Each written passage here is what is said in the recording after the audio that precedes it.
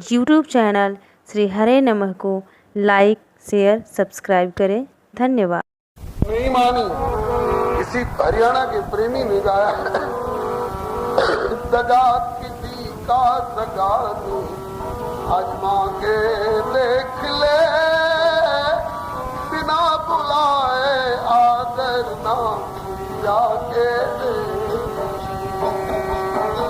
दगा किसी का दगा नहीं, आजमा के देख ले,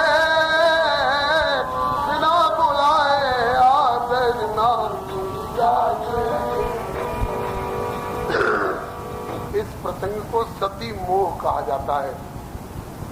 मोह विभ्रम को कहा जाता है, विपरीत ज्ञान को कहा जाता है। अविनाशी में नश्वर पने का भाव, नश्वर में अविनाशी पने का भाव, हितैषी में अनहित का भाव, अनहित में हितैषी का भाव हो जाना, रज्जु में सर्प का भ्रम और सर्प में रज्जु का भ्रम। इन्हें भगवान में एक नश्वर राजकुमार का भ्रम हो गया। ये मोह है। मोह सकल व्याधिन कर मूला, तिनते पुण्य उपजई बहुसूला।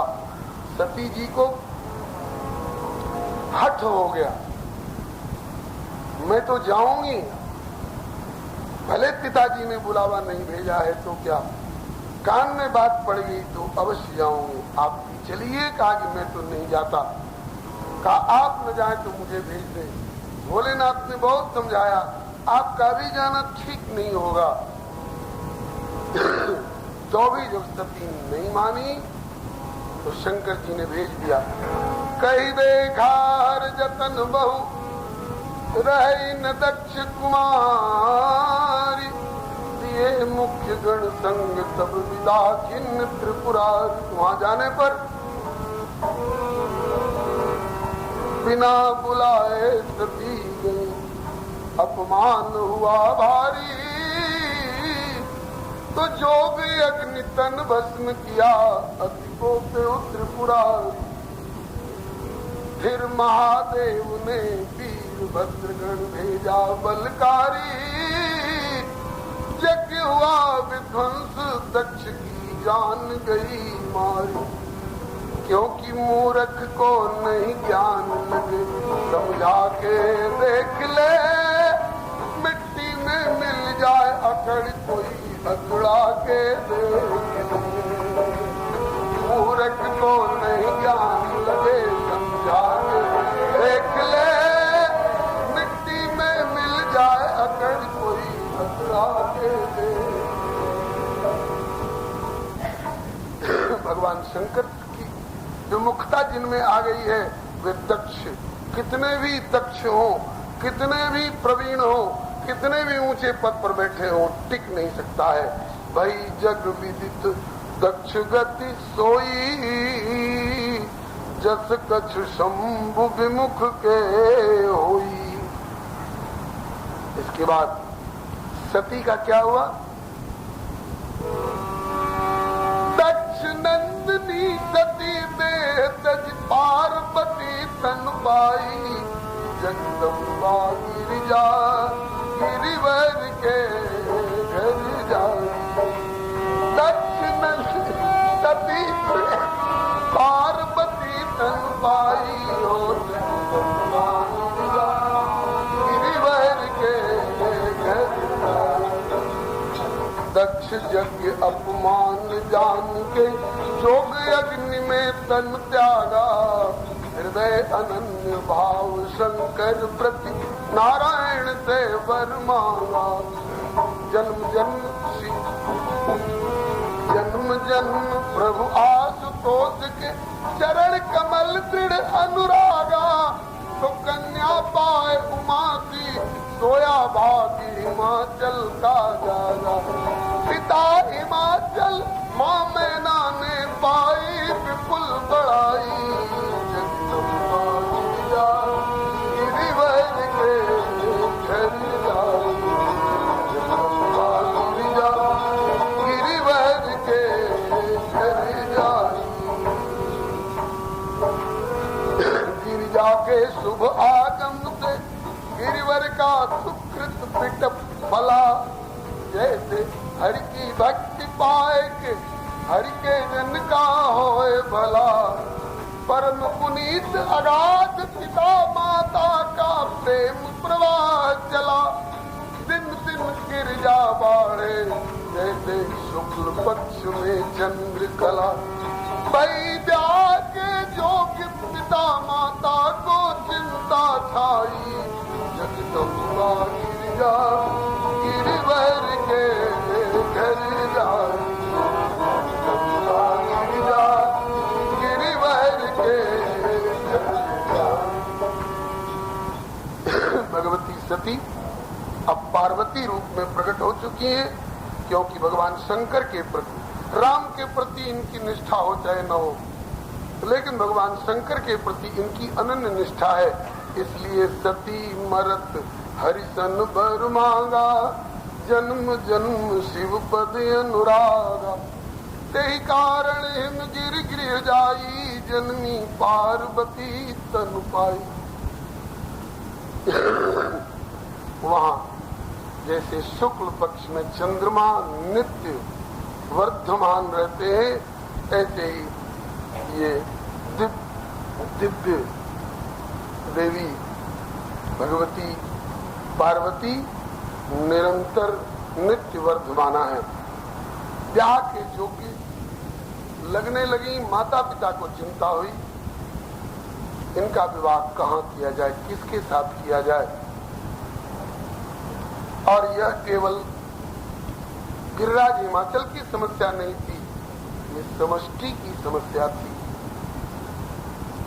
पार्वती का विवाह आवश्यक है, इसके साथ भगवान भोलेनाथ के साथ। भगवान भोलेनाथ विश्वास है और भगवती पार्वती श्रद्धा है। एक व्यक्ति विशेष की श्रद्धा कहीं और हो, विश्वास कहीं और हो, तो यह श्रद्धा और विश्वास बिखरे हुए रह करके उसे कोई सिद्धि नहीं दिला सकते।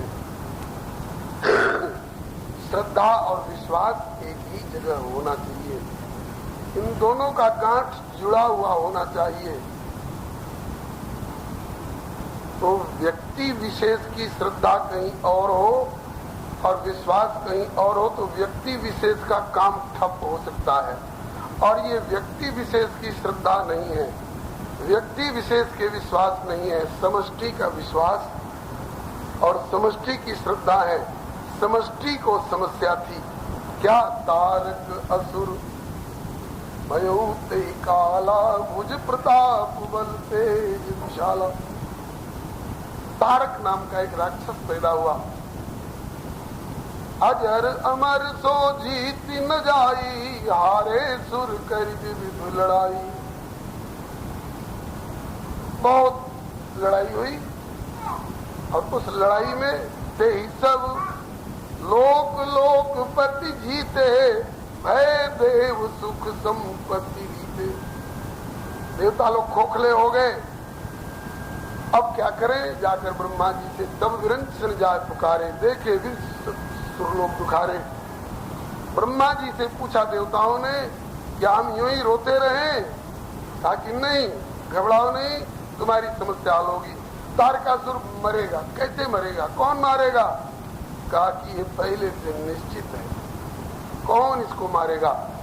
सब सन कहा बुझाई विधि, तनुज निधन तब हो, शंभु शुक्र संभूत सुत, यही जीत रण सो। भगवान शंकर के तेज से समुत्पन्न जो पुत्र होगा, उनका औरस पुत्र, वही इसको मार सकता है। भगवान शंकर के तो कोई पुत्र हुआ नहीं, उनकी पत्नी शरीर त्याग चुकी है। कहा कि शरीर तो त्याग चुकी है, लेकिन पुनर्जन्म ले चुकी है पार्वती के रूप में। अब उनके साथ पुनः विवाह इनका कराया जाए, तब शंकर जी का पुत्र होगा, और वही शंकर जी का पुत्र ही इस तारकासुर को मार सकेगा, तब समष्टि जगत सुखी हो सकेगा। चर्चा चली विरंच सभा में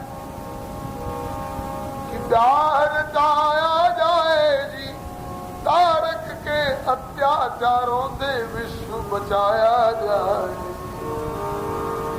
इतने बड़े ब्याह में बिचौलिया कौन बनेंगे? इतने बड़े ब्याह में बिचौलिया कौन बनेंगे? बोले नारद मुनि के माध्यम से संबंध जचाया जाएगी, फिर अखिल विश्व अखिल जगत फिर परम खुशी का नाच नचाया जाए।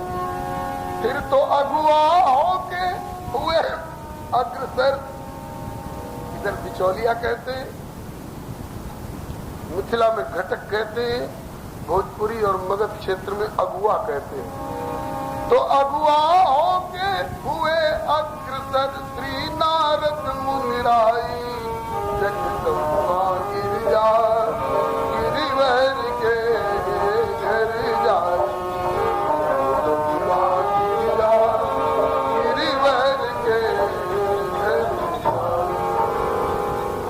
ब्रह्मलोक से भेजे गए हैं नारद जी, जानबूझकर यह संबंध जचाने के लिए, रचाने के लिए ब्याह। लेकिन नारद जी कौतुकी हैं, मुनि कौतुकी, नगर दे गए हो। इसलिए थोड़ी देर तक बात को पहेली सी बना करके रखे। पहले तो सोचते जा रहे थे पार्वती तो जगदम्बा है, मेरा कर्तव्य है उनके चरणों में प्रणाम करना, लेकिन आज मैं गुरु स्थानीय बन करके जा रहा हूं तो वे ही आकर मेरे चरणों में प्रणाम करेंगी। क्या करना होगा? बोले कि ऊपर से तो आशीर्वाद दूंगा, लेकिन मन ही मन उनको प्रणाम भी करूंगा, दोनों की मर्यादा रहेगी। गिरिराज हिमाचल ने हस्तरेखा दिखलवाई पार्वती से की। कुछ देर तक बात को पहली सी रख करके, होई संतत पिए प्यारी सदा अचल एकर एवाता है तेजस तइए पितुमाता, होई पूज सकल जगमाही ऐ सेवत कछ दुर्लभ नाही, इत्यादि बहुत बढ़िया बढ़िया लक्षण बता करके अंत में एक मीन मेघ जिसको कहते हैं निकाल दिए। बोले कि शैल सुलक्षण सुता तुम्हारी, सुनो जे अब गुण दुई चारी। क्या मेरी बेटी में अवगुण भी है? कहा कि नहीं, बेटी में अवगुण नहीं है। इसके भाग्य में जो रेखा पड़ी हुई है वो रेखाएं बता रही हैं कि इसके दुल्हा में कुछ अवगुण होंगे। कैसा दुल्हा होगा? बोले जोगी जटिल अकाम मन नगन अमंगल भेख, अस स्वामी एक मिली परिहस्त असरेख। ऐसी रेखा पड़ी है। आपने पूछा तो मैंने पढ़ के सुना दिया। माता पिता भी चिंतित हुए, सबकी आंखों में आंसू आ गए। माता पिता की आंख में आंसू आ गए, गिरिजा के आंख में आंसू आ गए, गिरिजा की सहेलियों के आंख में आंसू आ गए। आंसू आए जरूर हैं, लेकिन किसी की आंख में हर्ष के आंसू हैं और किसी की आंख में शोक के आंसू हैं। सकल सखी गिरिजा गिरी मैना, उलक शरीर भरे जल नैना। जल सबकी आंखों में है, लेकिन दशा एक किंतु समझब बिलगाना। दशा एक है सबकी, सब रो रहे हैं, लेकिन समझब बिलगाना, समझ भाव में अंतर है। और लोग तो दुख के मारे रो रहे हैं। हाँ, ऐसी पार्वती जैसी राजकुमारी सर्व सुलक्षण संपन्ना बेटी के लिए ऐसा पागल दुल्हा, और लोग शोक के मारे रो रहे हैं। और भगवती को झट सारे लक्षणों से अपने प्राणनाथ भोलेनाथ ध्यान में आ गए। तो उपजे हूँ शिव पद कमल स्नेहु। तब तक श्री नारद जी ने सोचा कि ज्यादा देर तक बात को पहली बना करके रखना ठीक नहीं है, इसलिए खुल करके कह दिया जे जे पर के दोष बखाने, ते सब शिव पई में हनुमाने। जो विवाह शंकर संग होई, तो 200 गुण सम कहे सब कोई। बहुत तरह समझाया। मैना मैया ने थोड़ी देर को आपको किया। पति एकांत पाई का मैना, नाथ न मैं समझे मुनि मैना। क्या क्या कह गए। पहले तो बोले कि पार्वती के बहुत बढ़िया बढ़िया लक्षण है, रेखाएं बढ़िया बढ़िया हैं, और फिर बोले कुछ गड़बड़ भी रेखा है, और फिर उसके बाद बोले कि ऐसा बिना घर का दूल्हा मिलेगा, बिना माता पिता का दूल्हा मिलेगा, और उसके यहाँ खाने पीने का ठिकाना नहीं होगा, और नंगा डोलने वाला होगा, पागल होगा, क्या होगा क्या होगा। अब फिर ये भी कह गए कि बहुत बढ़िया रहेगा। नाथ न मैं समझे मुनि बहना। ये उलझन पूर्ण घुमाव फिराव वाली पेचीदी बातें नारद जी की मेरी समझ में नहीं आई। बोले तो तुम कहना क्या चाहती हो। कहा कि मेरा कहना एक ही है, जो घर बर कुल होई अनुपा, तब तो करी विवाह सुताय अनुरूपा। घर अनुरूप हो पार्वती के, वर अनुरूप हो पार्वती के, और कुल खानदान अनुरूप हो पार्वती के, तो ब्याह होगा।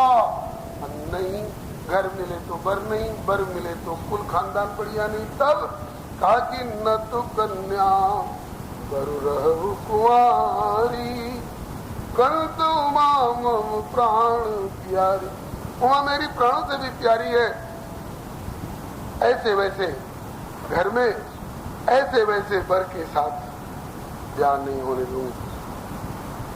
गिरिराज हिमाचल ने कहा कि देवी, नारद जी कह गए कि यद्यपि वर अनेक जग माही, किंतु यही कह शिव तज दूसर नाम। वर अनेकों हैं, लेकिन इसको तो शिव के अतिरिक्त दूसरा कोई वर की कल्पना भी नहीं की जा सकती है। वे चाहे जैसे हो। तो गिरिराज जी ने समझाया मैना को, अपनी पत्नी को, नारद की बात पर तुम मेख मारना चाहती हो, जिनका नाम ही है नारद। नारद शब्द के कई तरह से अर्थ करते हैं विद्वजन। संस्कृत भाषा के अनुसार नारम ज्ञानम ददाति नारद। नार ज्ञान को कहते हैं, जो ज्ञान दे उसका नाम नारद। और आजकल की बोलचाल की हिंदी भाषा के अनुसार नारद। हमारे श्री गुरुदेव श्री भक्तमाली जी अर्थ करते थे, जिनकी वाणी को भगवान भी रद्द नहीं कर सके, नारद। और वृंदावन वाले श्री वैष्णवदास जी अर्थ करते थे ब्रज भाषा के अनुसार, नार कहते हैं गर्दन को, और नार कहते हैं बांस की उस नली को जिसमें दवा भरकर बीमार जानवरों को जबरदस्ती खिलाई जाती है। तो ये बीमार जो जीव है, मानव शरीर में आकर के भी पशुवत व्यवहार कर रहे हैं। भवरोग से ग्रसित होने पर भी राम रसायन रूपी हितकारिणी औषधि जो पीना पसंद नहीं करते, तो नारद जी जबरदस्ती अपनी वीणा रूपी नार में, नली में राम रसायन भर के उनके कानों के माध्यम से उनकी नार में राम रसायन देते हैं। तो नारद, इसलिए नारद। नारद जी की बात रद्द नहीं हो सकती है देवी।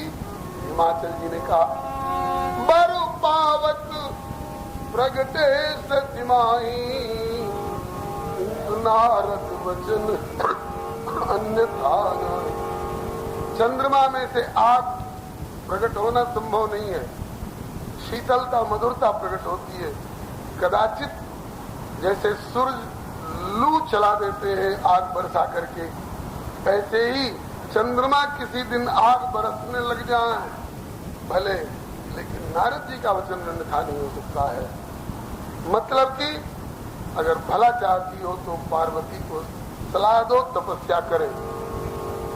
तपस्या के अलावा दूसरा कोई विकल्प नहीं है, दूसरा कोई रास्ता नहीं है। अनुमति मिल गई और गौरी शिव की आराधना करने लगी।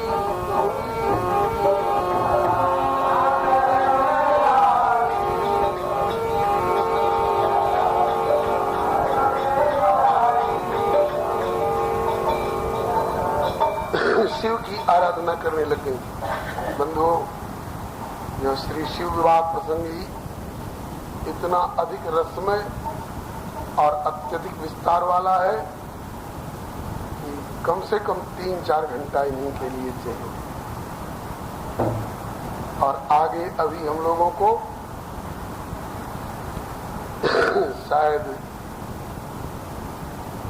आज फुलवारी तक पहुंच जाना है श्री राम जन्म के पश्चात। मतलब कि भगवान शिव का विवाह विधिवत हो। चलिए, जैसी इच्छा। गौरी शिव की आराधना करने लागी,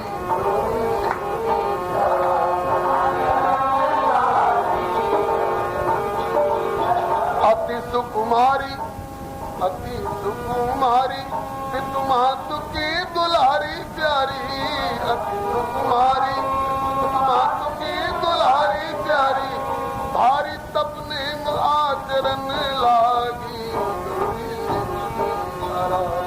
हो करन लागी।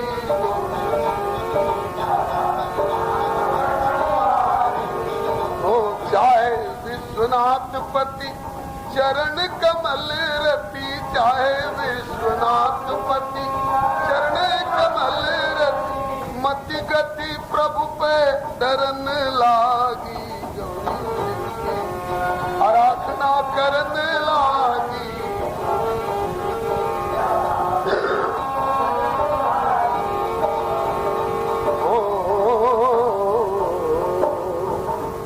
इधर तो भगवती पार्वती की मति गति प्रभु की ओर डरने लग गई, और इनके तप और प्रेम के प्रभाव से।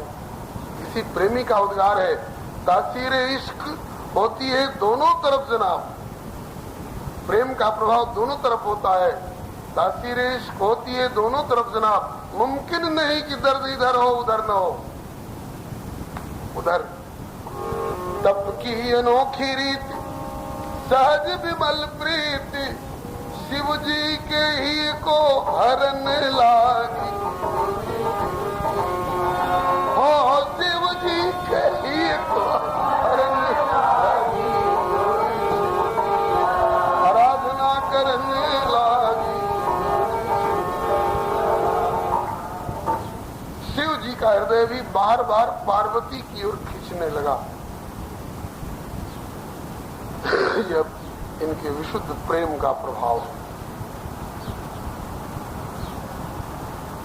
तो हृदय तो खिंच रहा है, लेकिन शंकर जी फिर योगी है ना, योगी जटिल अकाम मन नगन अमंगल वेश। तो योगी क्या करता है, चित्त अगर कहीं खिंचता भी हो तो योगस चित्त वृत्ति निरोध, तो चित्त की वृत्ति को उधर से खींच करके प्रत्याहरंती मना, फिर अंतर्मुख हो जाते हैं। वैराग्य इतना उत्कट है, वैसे तो हमेशा से सहज वैराग्य और उत्कट हो गया है। अब शादी ब्याह के चक्कर में नहीं पड़ना है। कब से, जब ते सती जाय तन त्यागा, तब ते शिव मन भयउ विराग। अब शादी ब्याह के झंझट में नहीं पड़ना है। कौन समझावे शिव को, किसकी बात मानेंगे। एक बार ब्रह्मा के कहने से सती से ब्याह किया था, ऐसी झंझट उपस्थित हुई। मैं नहीं मानती कि ये भगवान है, परीक्षा लूंगी। कैसे परीक्षा ली, बोले कुछ परीक्षा नहीं ली। मैंने मना किया, मत जाओ, दक्ष क्या है, बाकी जरूर जाऊंगी। भगवान बचावे इसी गृहस्थी से। देख लिया, भर पाया एक बार ब्याह करके ब्रह्मा जी की आज्ञा से। अब ये सब झंझट में नहीं पड़ना। भांड के जो सबसे बड़े मालिक ब्रह्मा जी हैं, उनकी बात भी जब टाल सकते हैं तो मानेंगे किसकी, बोले एक की मान सकते हैं। किनकी, बोले जो स्वरूप बस शिव मन माई, जिनको अपने हृदय में पधरा करके निरंतर जिनका भजन चिंतन करते रहते हैं, वो कौन है, श्री राम। अगर वे श्री राम प्रभु अगर कह दे, भोलेनाथ ब्याह कर लो, तब भले मान जाए। इसलिए जगत के हित की दृष्टि से श्री राम प्रकट हुए। प्रगटे राम कृतज्ञ कृपाला। प्रकट तो पहले भी कई बार हुए हैं भगवान शिव के सामने प्रभु श्री राम, लेकिन पहले प्रकट होते थे तो अभय वरद मुद्रा में प्रकट होते थे, और आज प्रकट हुए अंजलि बांध करके, याचक की मुद्रा बना करके। भगवान भोलेनाथ तो आंख बंद किए, भजन में लगे हुए हैं, प्रभु को आवाज देनी पड़ी। कृपा दृष्टि अवलोकिए, जरा कृपा दृष्टि अवलोकिए। YouTube चैनल श्री हरे नमः को लाइक, शेयर, सब्सक्राइब करें। धन्यवाद। तब द्वार पर आज पधारे हाथ। भोलेनाथ देखो, आंख खोलो, आज कोई तुम्हारे दरवाजे पर हाथ फैलाए खड़ा है। आवाज पूर्व परिचित, भोलेनाथ पहचाने, और आंख खोले तो क्या देखते हैं? मेरे प्रभु मेरे सामने, जो अब तक अभय वरद मुद्रा में खड़े होते थे, आज याचक की मुद्रा बनाकर अंजलि बांधे हाथ फैलाए खड़े। भोलेनाथ ने कहा कि मेरे कौतुकी लीलाधर, आज लगे आश्चर्य हमें कि मेरे नाथ खड़े एक जाचक जैसे। मांगत भीख किससे? भिखारियों से। मैं तो खुद भिखारी कहलाता हूँ। अब सुख सोवत सोच नहीं, भीख मांग बहु खाए। भिखारी के सामने जगदीश्वर हाथ फैलाए खड़े हैं। आश्चर्य की बात है। ठीक है, आप जो मांगोगे वो तो मिलेगा ही। आपकी आज्ञा का उल्लंघन करने की मेरी हिम्मत कहाँ। आपका मुंह मांगा बाद में मिलेगा, मेरी मुंह मांगी तो पहले मिल गई। आज लगे आश्चर्य मुझे, मेरे नाथ खड़े एक जाचक जैसे। मांगत भीख भिखारियों से, मोहि भीख कृपा की मिली घर वैसे। औरन को उल्टो पलटो, पर आप बने रहो जैसे के तैसे। आज ये कौन सो कौतुक आयो ये। कोई कौतुक आया है, कोई लीला का ठाट रचाना चाह रहे हो। कौतुक लीलाधर कौतुकी, आज कौन सो कौतुक आयो ये। कहिए प्रभु खोल ये कृपा भई कैसे। आज ये कृपा कैसे हो रही है? बोले कि अब बिनती मम सुनऊ शिव, जो मोह पर निज ने तो जाई विवाह से लगे। यह मांगे दे। पार्वती को अंगीकार करो भोलेनाथ, उनका पाणी ग्रहण करो। भोलेनाथ ने कहा, कह शिव यद्यपि उचित अस नाही। क्या यह उचित होगा नाथ? भगवान श्री राम ने कहा कि आपको अनुचित कैसे लग रहा है? कहा कि शिव संकल्प कीन मन माही, तन सती भेंट अब नाई। जिनका त्याग कर चुका हूँ, फिर उनको कैसे ग्रहण करूंगा? कहा कि कह प्रभु हर तुम्हार प्रण रहे हो। आपकी प्रतिज्ञा तो पूरी हो गई। आपने किस तन की ओर इशारा किया था? इस तन की ओर नहीं, यही तन सती के उस शरीर के लिए, जिस शरीर से उन्होंने 2-4-6 गलतियां कर बैठी, तो उस शरीर के लिए आपने परित्याग किया था ना कि यही तन सती भेंट अब नाही। तो जिस तन से उन्होंने गलतियां की थी, जिस तन को आपने परित्यागा था, वह तन तो त्याग चुकी हैं, अब दूसरा तन धारण कर चुकी हैं भोलेनाथ। इसलिए कह प्रभु हर तुम्हार प्रण रहे। आपकी प्रतिज्ञा निभ गई। अब उर राखे जो हम कहो, अब हृदय में रखना जो मैंने याचना की है, जो मैंने प्रार्थना की है। भगवान शिव बोले, मातु पिता गुरु प्रभु के बानी, नहीं विचार करिए शुभ जान। माता पिता और गुरु के वचनों में किंतु परंतु अगर मगर इत्यादि का तर्क किए बिना केवल मान लेना चाहिए। और आप तो तुम सब भांति परम हितकारी, इसलिए आज्ञा सिर पर नाथ तुम्हारी। नाथ आपकी आज्ञा को मैं सिर पर धारण करता हूँ। भगवान श्री राम ने कहा कि नहीं नहीं भोलेनाथ, मेरी आज्ञा को सिर पर मत धारण करो। कहा कि आज्ञा तो सिर पर ही धारण की जाती है प्रभु। कहा कि और लोग करते होंगे, आप मेरी आज्ञा को सिर पर मत धारण करो। क्यों? इसलिए कि सिर पर नहीं उर में धरो, क्योंकि सिर गंगा की धार। आपके सिर पर गंगा की प्रबल धारा है। सिर पर नहीं उर में धरो, क्योंकि सिर गंगा की धार। धो बहाए ले डारें जाने को किनार। आपके सिर पर गंगा की धारा है और आप मेरी आज्ञा को सिर पर धारण करोगे और गंगा जी आप मेरी आज्ञा को अपनी धारा में बहा कर ले जाकर बंगाल की खाड़ी में डाल देंगी। आप भूल भाल जाएंगे, बात जहाँ की तहाँ रह जाएगी, संसार रोता रह जाएगा। इसलिए सिर पर नहीं हृदय में धारण करो।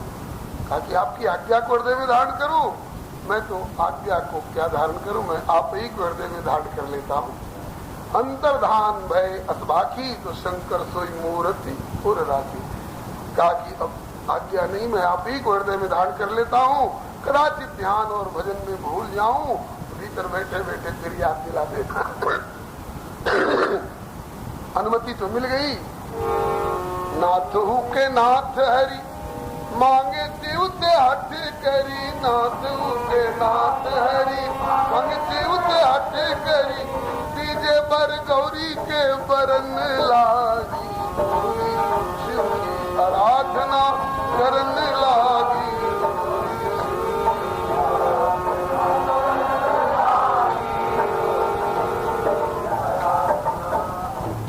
अब इसके बाद हिम्मत पड़ी ब्रह्मा जी को, सारे देवताओं को लेकर पहुंचे। फिर भगवान शंकर भजन में लग गए, जोर की जयकार करी, बोलो शंकर भगवान की जय। भोलेनाथ ज्ञान कहो देवताओं कैसे आए? ब्रह्मा जी ने कहा, सकल सुरन के हृदय अस शंकर पर मूछा। निज नयन देखा नाथ तुम्हारे। हे महादेव, देव समाज के मन में आ रही है आपका ब्याह देखने की। कहा कि गनीमत है जो आपसे भी पहले मेरे प्रभु ने मुझसे वचन मांग लिया है, नहीं तो ये देव और देवाधिदेव की बात हम नहीं मानते। क्यों मेरे पीछे पड़े हो? ब्याह कर लो, ब्याह कर लो।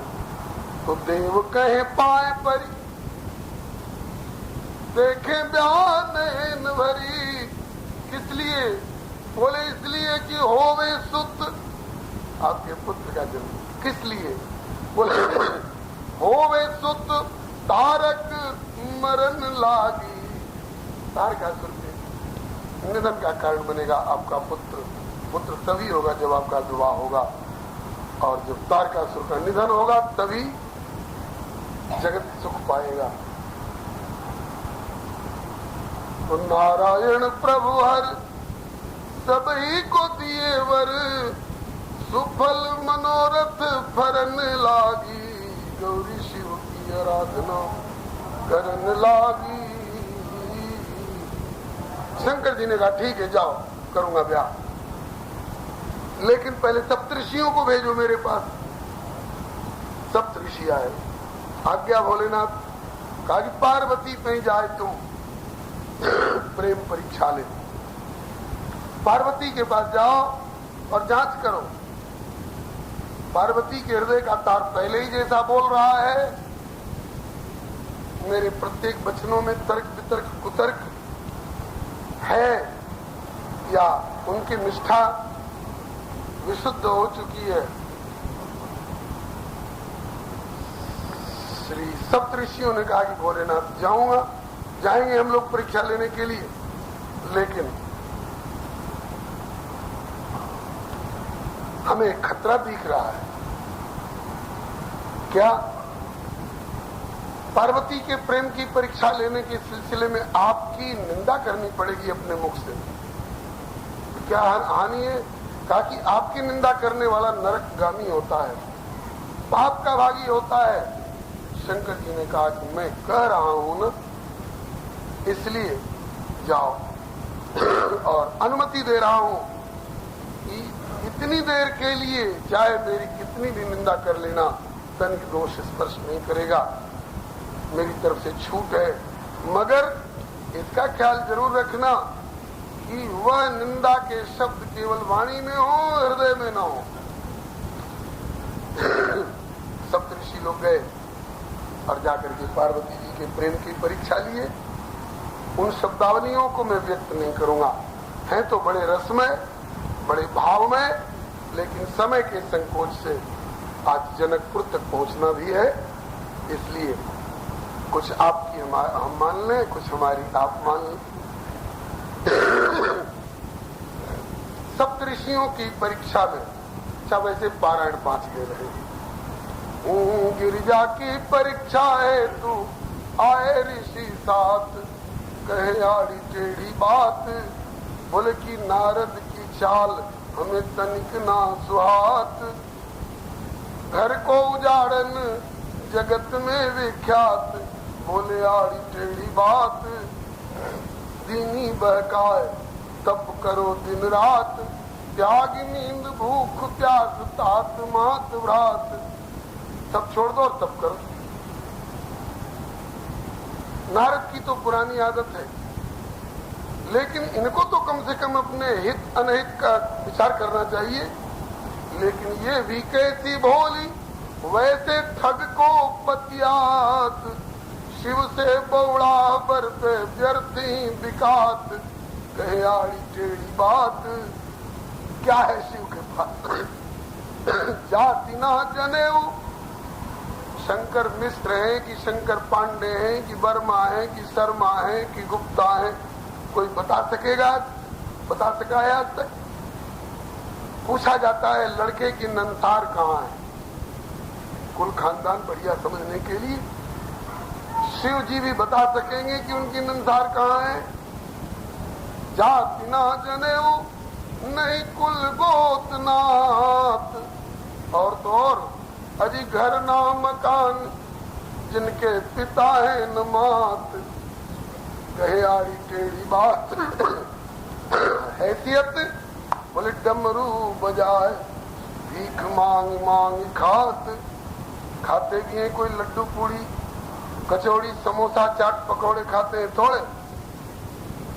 आके धतूरा गांजा भांग बेल बात, कहे आड़ी टेढ़ी बात। ऐसी ऐसी चीज जो खाएगा उसकी बुद्धि ठिकाने रहेगी। होश ना हवास नित्य फिरे बड़बड़ात, जटा मुंडमाल भस्म चर्म सर्पगात, कहे आड़ी टेढ़ी बात। मुर्दन के संग संग मसान तक जात, और वहीं शाम हो गई तो चिता भूमि से वहीं सो गए बागंबर बिछा के। चिता भूमि से नगन तनिक ना लजात, कहे आड़ी टेढ़ी बात। और ये कोई पहला ब्याह उनका होने जा रहा है थोड़े, इसके पहले भी सती से ब्याह कर चुके थे। बेचारी सती का क्या हाल हुआ कौन नहीं जानता है। सती की जो दशा भई कौन को नहीं ज्ञात, ऐसो बर बर के कहो कौन कुशलात, कहे आड़ी टेढ़ी बात। अगर हठ ठाने पार्वती और शिव जी आवे भी बराती बन करके, तो उनके बारात में कोई भले लोग आवेंगे थोड़े, है जब साज भूत प्रेत की बारात, तो कौन की मजाल जो की परिचय जामात। अभी भी कुछ बिगड़ा नहीं है, कहे तो मिलाए दे नारायण साक्षात, सुखी रहे जीवन अचल बात, कहे आड़ी टेढ़ी बात। हद हो गई। जब ये बोलते बोलते बोलते बोलते पार्वती जी को ऐसा लगा कि मुझसे भी बिना कुछ कहवाए ये नहीं मानना चाहते हैं, तब पार्वती जी बोल पड़ी कि प्राणेश्वर की निंदा हमें तनिक ना सुहात, सुनिए सुनिए ऋषि साथ, नहीं टालनी हमें परम गुरु नारद जी की बात, आशुतोष प्रभु अब डरी को बरियों में हठात, सुनिए सुनिए ऋषि साथ, और उनके हित भले प्रमादी पागल हो वे ज्ञात, किंतु हमारे लिए नाथ है परमेश्वर साक्षात, सुनिए सुनिए ऋषि साथ, घर पर भले न होवे छाया छप्पर अथवा छात, बरतर प्रभु के चरण कमल को सेऊंगी दिन रात। ये अनन्य निष्ठा है, चाहे मिले न रोटी और तरकारी दाल भात, प्रभु के संग गुजारूं जीवन खाए तागे और पात, सुनिए सुनिए ऋषि साथ, भले सकल गुण सागर नागर नारायण विख्यात, किंतु होई शंभु ही मैना और हिमाचल के जामात, सुनिए सुनिए ऋषि साथ, देखे दृढ़ निष्ठा और अनन्य अनुराग ऋषि, नयन स्नेह अंग अंग पुलकाई गए, जय जय भवानी कहत गद गद भई बानी, सारी प्रेम की कहानी आके शिव को सुनाई गई। भोलेनाथ में तो उत्तीर्ण हुई परीक्षा में, अवश्य अंगीकार करिए उनके प्रेम में, उनकी निष्ठा में, उनकी भावनाओं में कोई दोष नहीं है। भोलेनाथ नारायण मगन महेशु संदेश पाए, तिरछे बटुवेश स्वयं गिरजा पही आइए, और लख के तप क्षीण लीन प्रियतम के ध्यान मां, करुणा कर शंकर के नयन जल छाइए। शंकर जी के आंखों में आंसू आ गए पार्वती की दशा देख करके। इतनी कृशकाय हो गई हैं कि पार्वती मंगल नाम के ग्रंथ में गोस्वामी श्री तुलसीदास जी ने लिखा है, मोर कठोर स्वभाव शंभुपुर आयो। शंकर जी के हृदय में ये बात आई, हाय मैं कितना कठोर हूं, ऐसी पार्वती के प्रति मेरी ये उपेक्षा। नहीं, अब तो पार्वती को अपना ही लेना चाहिए, लेकिन जब आ गया हूं, वेश बदल कर आया हूं, तो एक बार मैं भी दो चार शब्दों से छेड़ करके देख तो लूं। फिर पार्वती, फिर शंकर जी ने भी छेड़ा। वैसे तो मनी बन शंकर न्योछावर भय गिरजा पर, लेकिन अपनी प्रीति को छिपाए बोले अटपट बानी जो। नारद की नारदी पे सहसा विश्वास करी, बाउर बर शंकर पर व्यर्थ ही दिखानी। कौन समझावे इन्हें कि बाम सहज बामदेव, उनका नाम ही है बामदेव। बाम कभी अनुकूल हो सकता है, बाम का अर्थ ही होता है प्रतिकूल। कहा कि कौन समझावे इन्हें कि बाम सहज बामदेव, और तिनके बामांग बैठ दिगरे कुल कानी। नारायण नागर हरि आगर गुण सागर बर, बैठे घर कहिए तो मिलावे झट आनी। श्री पार्वती जी ने अपने भाग्य को कोसा। क्या मेरे भाग्य में बार बार मेरे प्राणेश्वर की निंदा सुननी ही लिखी है क्या? पिछले जन्म में पिता ने निंदा की, पिता मंदमति निंदते, और इस जन्म में सप्तऋषि आए वे भी निंदा कर रहे। ये ब्रह्मचारी जाने कहां से आएगा, और ये भी मेरे प्राणेश्वर की निंदा कर रहा है। तो इनसे तो बात नहीं की, अपनी सखियों से बोली जो वहां सेवा में परिचारिकाएं उपस्थित है, उनसे कहती हैं, बड़ बाउर बड़ बरबर ये ब्रह्मचारी सखी, बर जो बकवास करे जन आगे। मना कर दो इसको, कह दो इससे आगे कुछ बोलने की हिम्मत न करे। बड़ बरबर ये ब्रह्मचारी सखी, बर जो बकवास करे जन आगे। श्रुति शास्त्र कहे शिव श्रीपति संतन, निंदक के सिर पातक लागे। मेरी तरफ से अगर ये कुछ सुनना चाहता है तो हट छूटे नहीं तन छूटे भले, क्योंकि मन मेरो सदा शिव में अनुरागे। बटुके कटुबैन सुने नहीं जात, कहो मेरे आगे से सत्वर भागे। कह दो मेरे सामने से जल्दी चला जाए। मामूली ब्रह्मचारी होता इस फटकार पर जाने कहां भाग करके गिरा होता, लेकिन ये तो साक्षात भोलेनाथ है। बोले कि पार्वती, मैं तो तुम्हारे प्रति सहानुभूति होने के कारण तुम्हारे हित की सलाह दे रहा हूं। मन माने तो मानो हमारी उमा, हित की बर्बाद तुम्हें बतलावे। हमरो कछ स्वार्थ को नहीं लेस, महेश महा अवधूत काम।